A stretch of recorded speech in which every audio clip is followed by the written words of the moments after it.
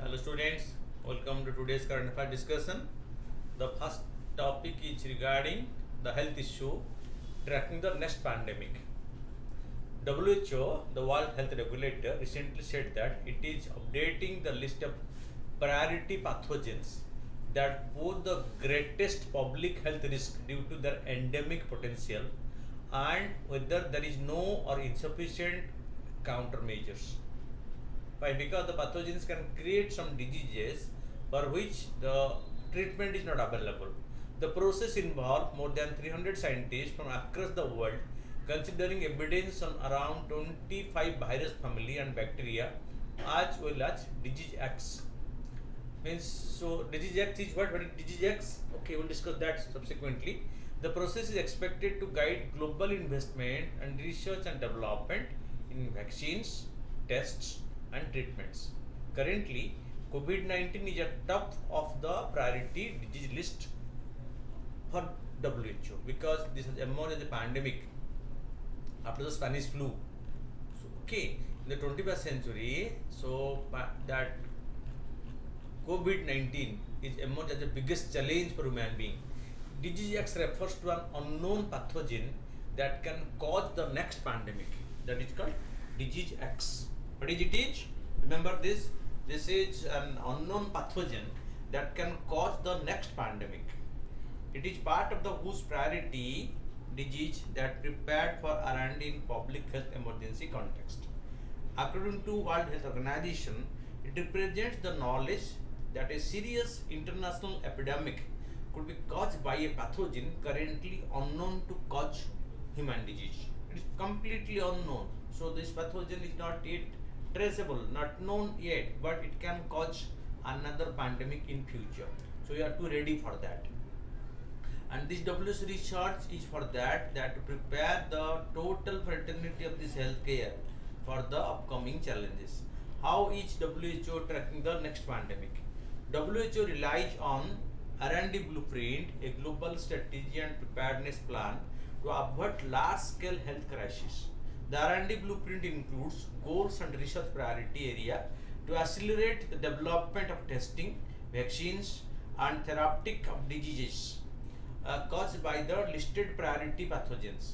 The WHO uses this blueprint to guide response to outbreaks and improve global response for future epidemics covered under the disease X.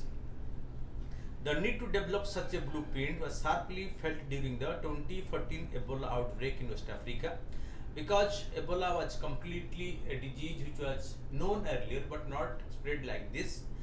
The medical community was ill prepared to deal with the disease rapid spread, and the lack of treatment drugs, vaccines, and trained healthcare professionals compounded the problems.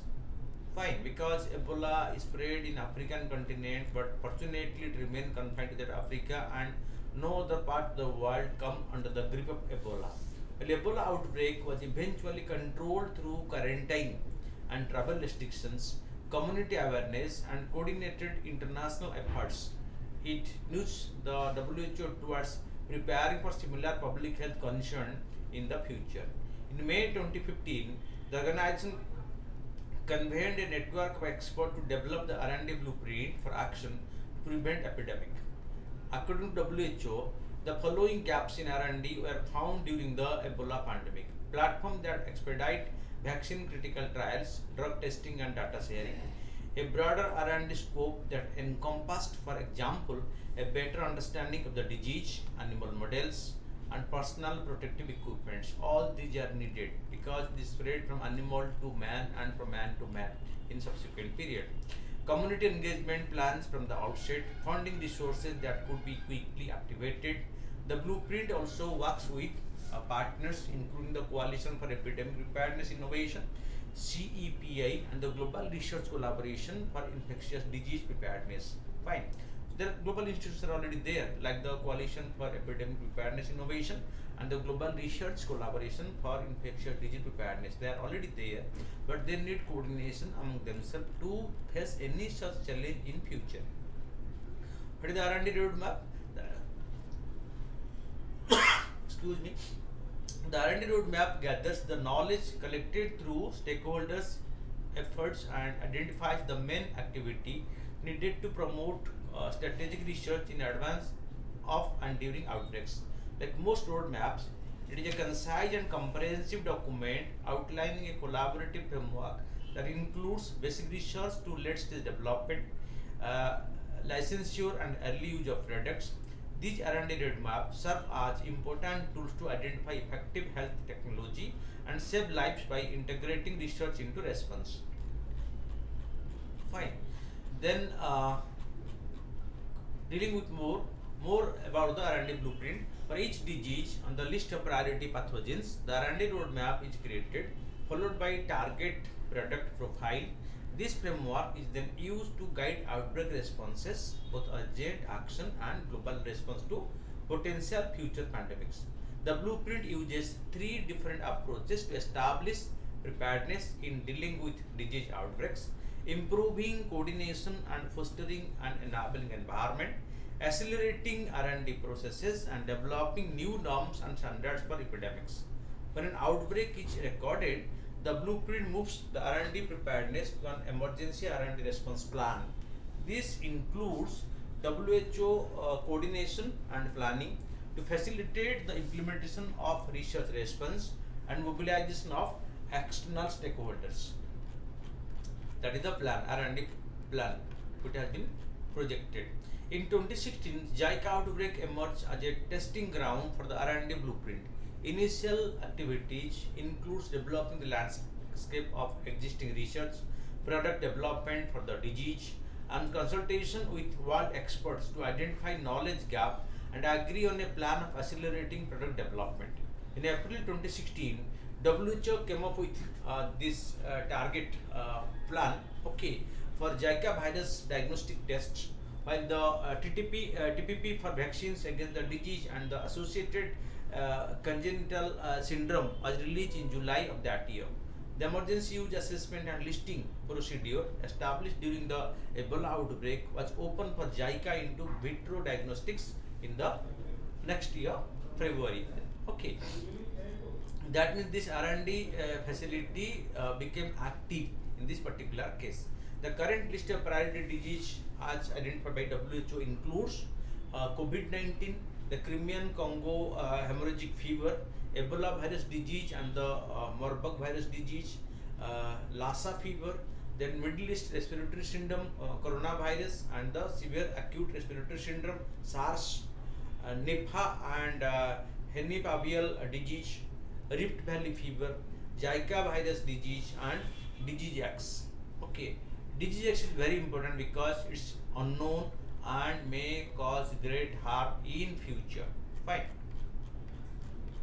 When this updated list expected, WHO conducted its last prioritization exercise in 2018.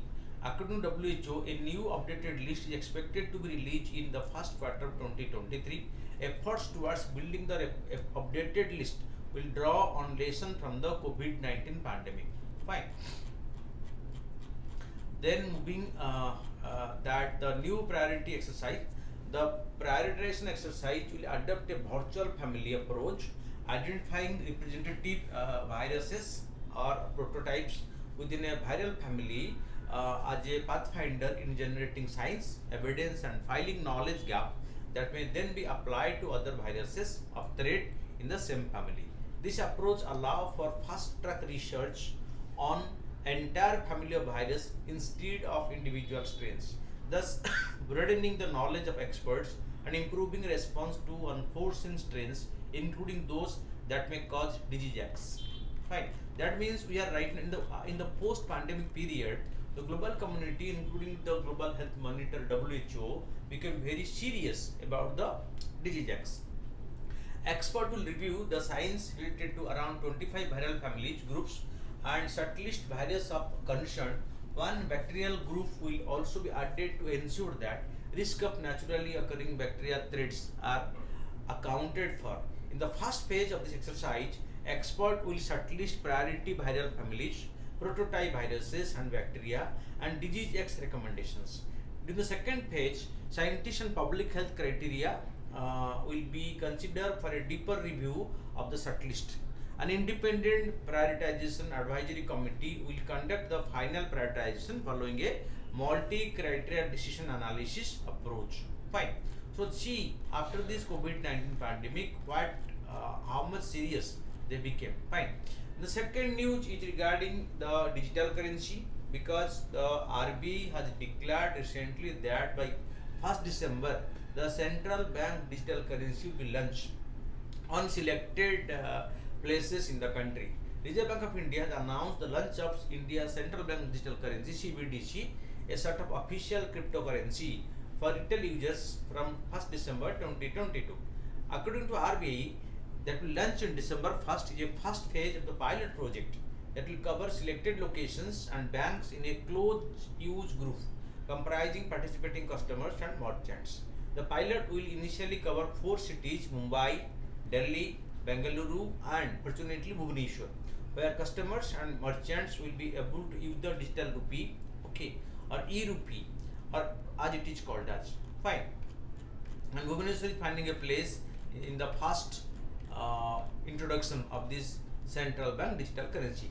4 banks will be involved in the controlled launch of the digital currency in these 4 cities: SBI, ICICI Bank, Yes Bank, and IDFC First Bank. The service will be subsequently extended to cities of Ahmedabad, Gangtok, Guwahati, Hyderabad, Indore, Kochi, Lucknow, Patna, Simla. 4 more banks: Bank of Baroda, Union Bank of India, HDFC Bank, and Kotak Mahindra Bank will join the pilot project. The very first one, government is initiating both public and private sector banks, like SBI is there, along with that ICC is there, that other 2 private sector banks are in the first page. Second page also, Bank of Baroda, Union Bank of India are from this public sector, whereas HDFC Bank and Kotak Mahindra are the private sector banks. The scope of the pilot may be expanded gradually to include more banks, users, and locations as needed in subsequent period. Fine. So, what will be the retail digital rupee? How it will be? In effect, the retail e-rupee will be an electronic version of the cash and will be primarily meant for retail transactions. It will be potentially available for use by all the private sector, non-financial consumers, and businesses, and will be able to provide access to safe money for payment and settlement, as it will be the direct liability of the central bank. The RBI has said earlier the CBDC is the legal tender issued by the Central Bank of India (RBI) in a digital form. It is the same as the fiat currency. Fiat currency means the currency issued by the central bank, having the legal tender status, and is exchangeable one-to-one with the fiat currency. Only its form is different because it will be available virtually. Fine, not in the physical form. It can be exchanged for the physical currency. Fine, one can exchange the virtual currency for physical currency. Fine, if there is a need for it. How the retail digital rupee work? The e-rupee would be in the form of a digital token that represents legal tender. It will be issued in the same denomination as paper currency, like that 10 rupee, 20 rupee, 100 rupee, 200, then 500 and 2000, and will be distributed through intermediaries like the banks. Users will be able to transact the e-rupee through a digital wallet offered by the participating banks and stored on mobile phones and devices. Transaction can be both person to person and person to merchant. A payment to merchant can be made using QR codes displayed at merchant locations. The e-rupee would offer features of physical cash like trust, safety, and settlement finality. As in the case of cash, it will not earn any interest and can be converted to other forms of money like deposits with the banks. Fine. And what is the other kind of digital rupee? Based on the usage and the function of performed by the digital rupee, and considering the difficult level of accessibility, RBI has demarcated the digital rupee into 2 broad categories: the general purpose for retail activities, wholesale activity. On November 1st, 2022, the RBI launched the digital rupee for the wholesale segment to settle secondary market transactions in government securities. Fine. Wholesale CBDC is designed for restricted access to select financial institutions. It has the potential to transform the settlement systems for financial transactions undertaken by banks in the government security or G-Sec segment, interbank market and capital market more efficient and secure in terms of operational cost. Use of collateral and liquidity management will be facilitated once the CBDC come into operation. That will definitely be very much helping to the transactions. Okay, so from the bank's point of view. So why do we need a pilot launch for the retail EUP? According to RBI, the pilot will test the robustness of the entire process of digital rupee creation, distribution, and retail usage in real time. Different features and applications of the e-rupee token and architecture will be tested in future pilots based on the learning from this pilot, and finally it will be introduced for the pan-Indian operation in times to come. Initially, when something new is introduced, it is introduced on a pilot basis. What are the advantages of e-rupee? The key motivations for exploring the issuance of the CBDC in India, among other, includes reduction in operational cost involved in physical cash management, fostering financial inclusion, bringing resilience, efficiency, and innovation in the payment system. It will add efficiency to the settlement system and boost innovation in cross-border payments space and provide the public with uses that any private virtual currency can provide without the associated risk. The RBI has repeatedly flagged concern over money laundering, terror financing, tax evasion, etc. with private cryptocurrencies like bitcoins, ether, etc. Introducing its own CBDC has been seen as a way to bridge the advantages and risk of the digital currency, because initially RBI was against cryptocurrency like bitcoins and ether.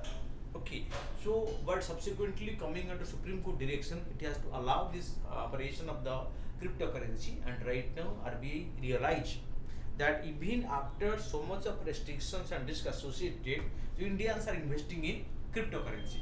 That encourage RBI to go for launching its own digital currency, and that is named as CBDC, which were declared in this year's budget by the finance minister for introduction in Indian economy, and government is going to introduce it on a pilot basis in 4 cities.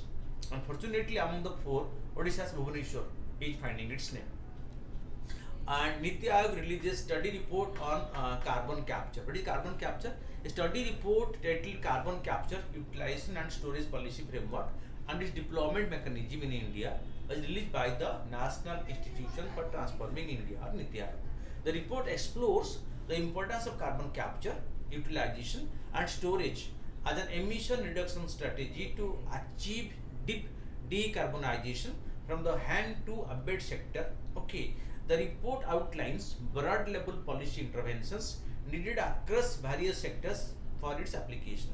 As India was updated its NDC targets for achieving 50% of its total installed capacity from non-fossil fuel based energy source, 45% reduction in emission intensity by 2030, and taking steps towards achieving net zero by 2070. The role of carbon capture, utilization and storage CCUS becomes important as reduction strategy to achieve decarbonization from the hard to abate sector, because at present, so decarbonization is the strategy to reach the net zero emission level as India has declared to achieve by 2017. Okay, the CCUS can enable the production of clean products while still utilizing India's rich endowment of coal, reducing imports and thus leading to an Atmanirbhar Indian economy. Implementation of CCUS technology certainly be an important step to decarbonize and hard to abate sector. CCUS project will also lead to significant employment generation.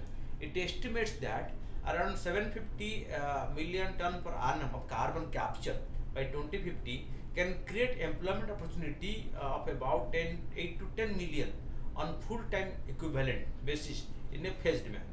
India's dependency on the fossil fuel-based energy resources is likely to continue in future, because we have to depend on coal and petroleum in future to some extent. Hence, CCUS policy in Indian context is needed, because carbon capture will help, because we are not going to completely phase out our need of fossil fuel like coal and petroleum in near future.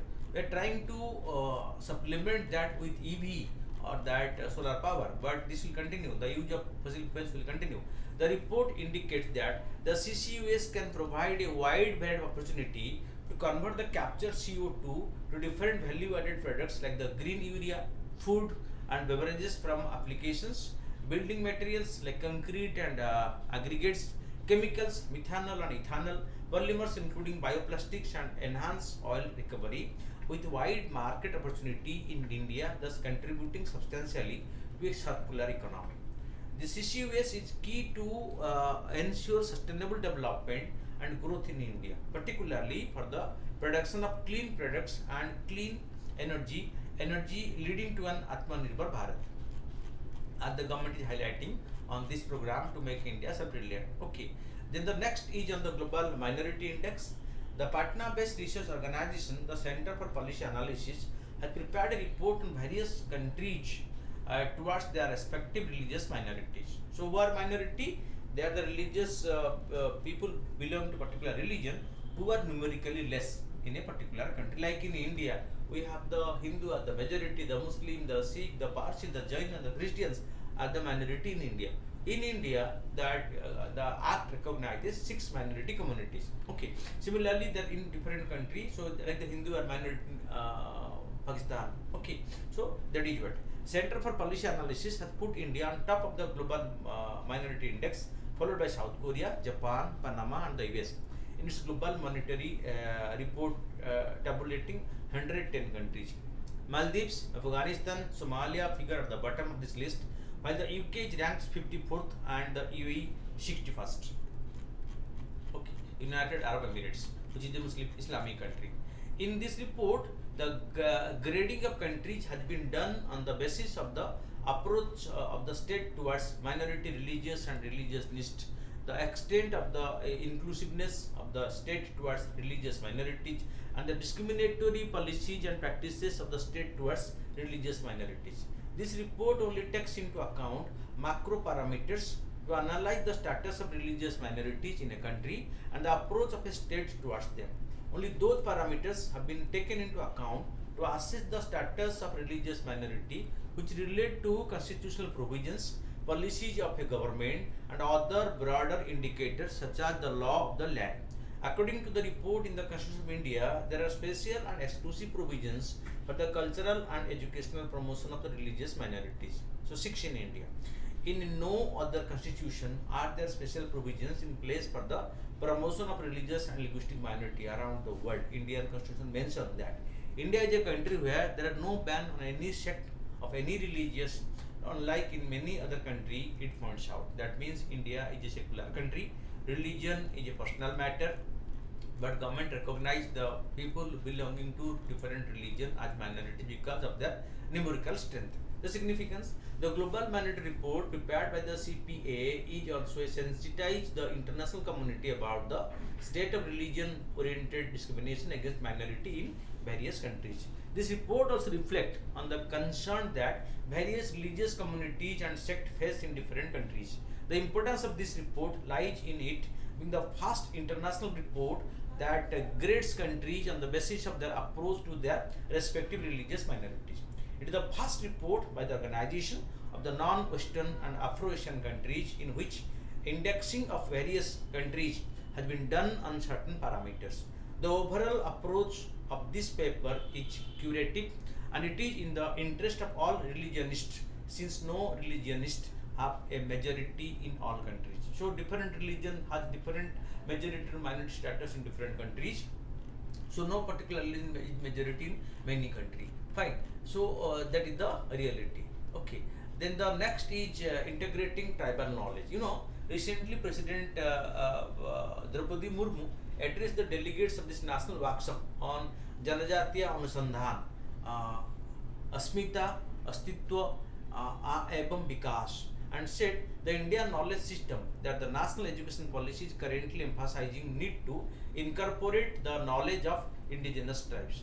The National Commission for Scheduled Tribes, along with the Union government, is now pushing for the redocumentation of the cultures and social practices of indigenous and tribal societies in India, as existing scholarly literature is heavily reliant on the body of knowledge created by colonizing the government. Fine. So, based on this, the NCST held a series of events over the first year at more than 125 institutions and tribal research institutions under the theme of Azadi Ka Amrit Mahotsav, where the history of tribal freedom fighters was a prominent focus. These events served as the framework for workshop this week. Following these incidents, numerous conferences were held in New Delhi to discuss what area of research in the area of tribal identity, tribal rights and tribal development could be pursued. Significance: the idea is to encourage more sociologists, anthropologists and researchers from India's indigenous and tribal community to study and record the cultural, social and historical practices of their own communities. Fine. The Janjatiya community or the tribal community, because they have more indigenous practices by them. In an effort to replace the body of work from the colonial era on this subject, with the added benefit of helping the government better understand tribal society, identity and rights. Indian knowledge system, what it is?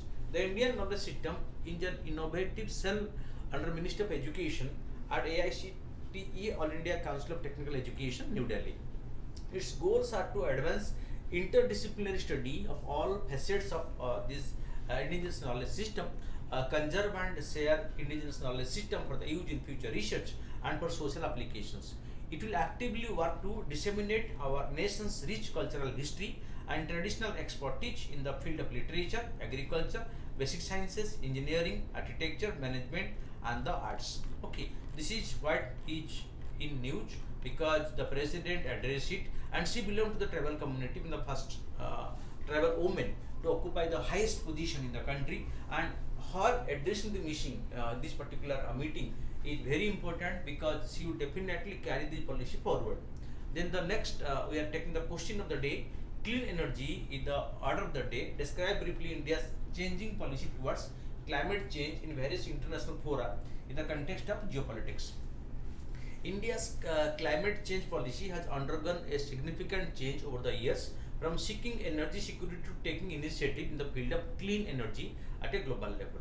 The country's diplomatic stand at the Conference of Parties reflects its pro-environment outlooks. By accepting the net zero commitments, India has reiterated its stand that its policy on climate change is based on the principle of common but differentiated responsibility. Okay. In India, since ancient times, have always promoted harmony with nature. This because we worship tree, we worship animals. Okay, this is our compatibility with nature. Fine. India is the country where trees worship.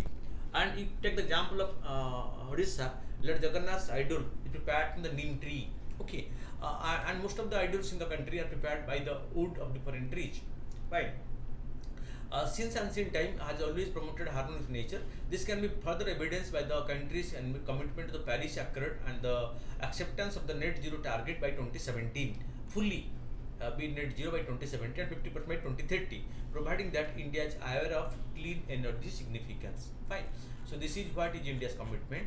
And moving further, in this context, the 5-point agenda Panchamrit, as we discussed in the recent COP27 for dealing with climate change, including ambitious targets related to the use of renewable energy for meeting the country's energy requirements, reduction in carbon emission, and intensity in its economy and achieving the target of net zero, are a clear statement by India of its commitment towards clean energy, as well as its intent of taking a leading role in the same. India's geopolitical and global outlook, based on the constantly evolving global environmental challenges, can be witnessed by the country's diplomacy at the United Nations Framework Convention on Climate Change, that the COP26, COP27, okay, that and starting from the Paris Climate Conference dates, fine, and that is India's concern and care for the global environment. India does not agree to the imposition of legally binding targets since it requires strategic autonomy to pursue its domestic developmental agenda, identify the methods required to commit a target related to the climate change and clean energy. India, keeping the ambition of enhancing its global profile and power ambitions, has moved away from a reactionary to a participatory approach. This can be seen with India's change in position from its response to the Kyoto Protocol commitment as a means India has no commitment the Kyoto Protocol to the Paris Climate Agreement and the Glasgow. Okay, so these are all different because in Kyoto the commitment is only on the developed countries, but while coming to Paris, the commitment was taken by all the countries of the world. Fine. Further, keeping in line with the diplomatic endeavors globally and the recognition of clean energy significance, India has taken a leading role along with other major global players in several international initiatives such as the International Solar Alliance, the One Sun, One World, One Grid program, and the Lifestyle for Environment programs, LIFE as it is called, introduced by Modi ji. Okay. Further, India has also raised its concern regarding the reluctance of the developed nations in sharing the necessary technology with the developing countries to enable them to effectively deal with climate change. Thus, India has modified its climate change policy according to the developments taking place on a global scale and has taken initiative in mitigating issues arising out of climate change while keeping in mind its geopolitical objectives. Fine. Coming to MCQs, consider the following statement regarding the carbon capture, utilization and storage (CCUS). The CCUS technology provides the foundation for carbon removal for negative emission. Okay, that is right. It is a process that captures carbon dioxide emission from sources like coal field, power plants and releases them to the space. No, it is utilized. So something else is generated from it, like building materials, like bioplastics will be created from this carbon capture. So only one is right in this case. A is the right answer. 2 is incorrect. Coming to question number 2. The term disease X often mentioned in the news. Which of the following statement best describes it? Disease X mentioned by WHO. Previous pandemic pathogens, no, an unknown pathogen that could cause a serious international epidemic. Right? Okay. A diagnostic method, so answer B is the right option. An unknown pathogen that could cause a serious international epidemic like the COVID-19. Unknown earlier. Okay. Then consider the following statement: tribal knowledge system are stored in the song and stories, while mainstream knowledge is presented in the book and recordings. Fine. Right.